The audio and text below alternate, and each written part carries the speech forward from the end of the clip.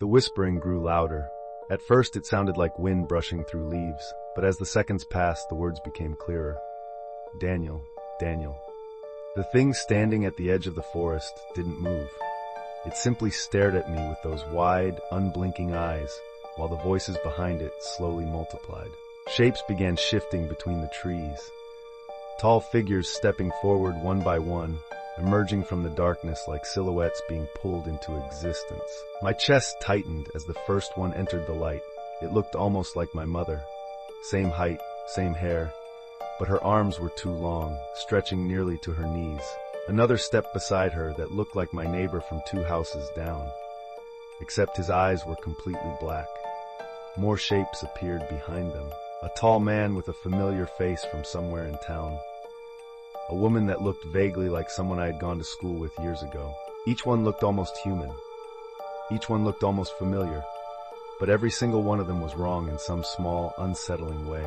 The creature that looked like me stepped closer to the fence, its fingers wrapped around the wooden rail.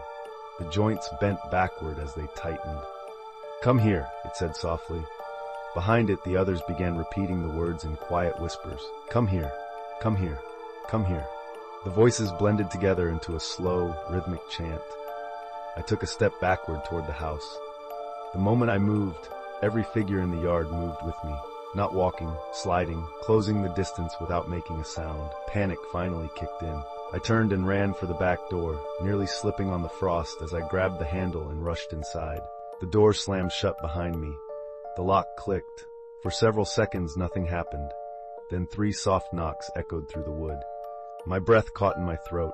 A voice spoke from the other side of the door. My voice, perfectly identical. "Daniel, open the door." I didn't move.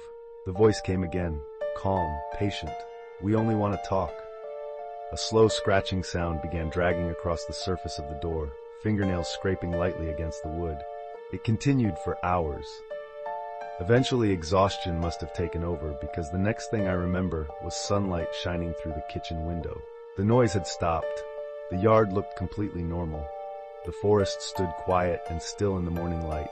But when I stepped outside to check the fence, I felt my stomach drop. The wooden boards were covered in handprints, dozens of them, pressed deep into the frost, and every single one of them matched my hands exactly.